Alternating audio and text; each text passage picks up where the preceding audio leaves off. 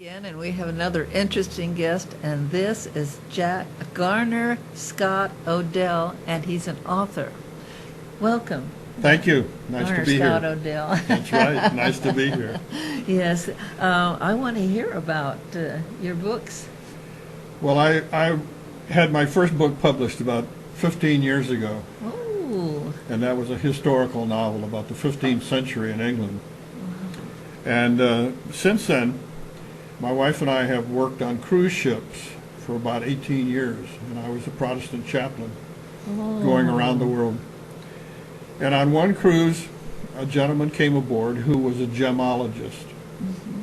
And he came on with $500,000 worth of stones in his pocket.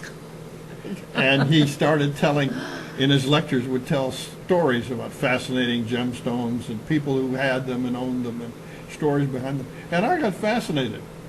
I didn't know anything about gemstones. I got fascinated and decided that I was going to write about them. And so I am in the process of writing a series called Gemstone Thrillers.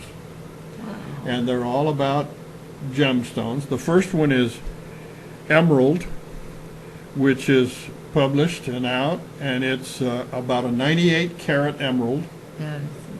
about the size of your fist, and it was a historical stone.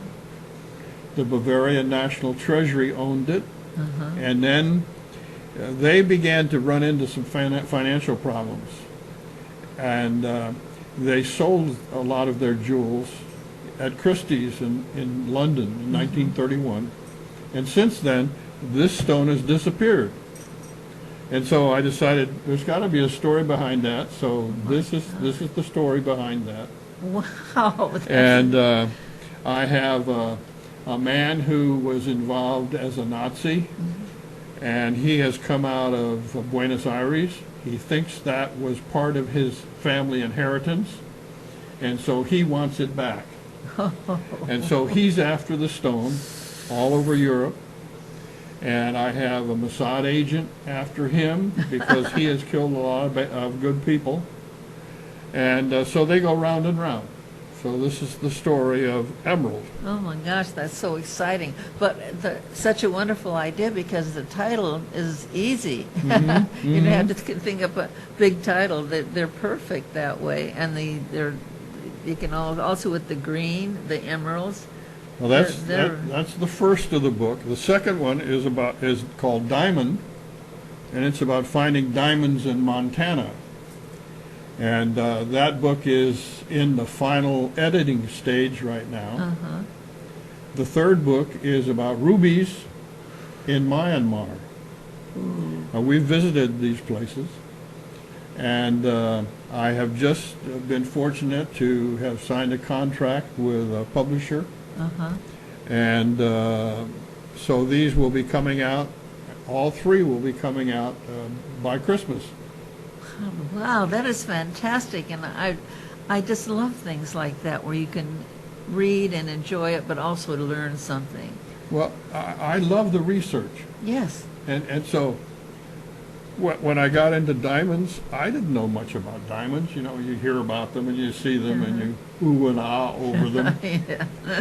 But to find out stories and find out that there are actual diamond mines up in northern Canada, and they have found diamonds, lots of diamonds in in our United States, in Montana. And so I begin to build a plot.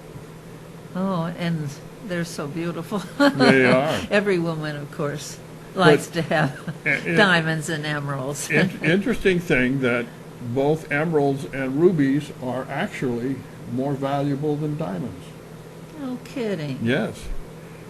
In last year in Hong Kong, at Sotheby's in Hong Kong, there was an emerald ring sold, and it sold for just over $100,000 a carat, and it was 29 carats. Oh my gosh. I can't even imagine something I know. that big. Well, it actually wasn't that big. I mean, you think of it, but it was such a gorgeous color and such a beautiful cut And it's the same thing with emeralds. Emeralds are good emeralds. And this emerald came from the highlands of Colombia. Wow. And did you go to Colombia? I have been to Colombia. Wow. Yes. That's neat. Well, I'd like to know a little bit about, I know you have a published book a few years ago. What on earth got you started writing? Well, I started writing, and my first piece that was published was when I was in grade school. I entered a high school poetry contest and won first prize.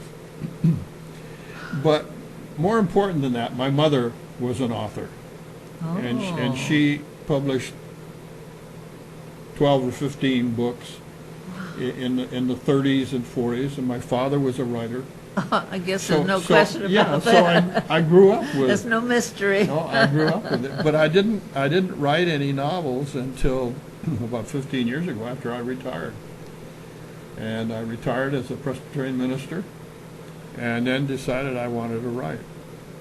Well, I think they're going to be very, very good sellers because it's such an interesting way, and I know that because you love it, you're going to put a lot into it. I that try will to make it exciting for readers. And I think it's important to get the history into it and get the facts straight. Definitely. And so I just love it. They just kind of come pouring out of my fickled brain. As I said in the back of this, well, I say somewhere that when I'm not writing, I'm pruning my roses and eating Haagen-Dazs ice cream. That sounds good. And playing with my grandchildren and great-grandchildren. Oh, that's even better. That's great. Well, tell us, do they buy them just in regular bookstores, or is there any? I think the easiest way would be to go on Amazon.com or BarnesandNoble.com. They actually are selling emerald here in the studio bookstore. Oh, yeah. And they have it. And the others, emerald and diamond, will be out for Christmas shopping, I hope. Fantastic. That's a great gift. Well, thank you so much for coming in, because You're so welcome. those are going to be wonderful bestsellers. Well, thank you. And come in again when we have new exciting or new books. Okay. Okay. Thank you so much. You're very welcome. Thank you. We'll be right back.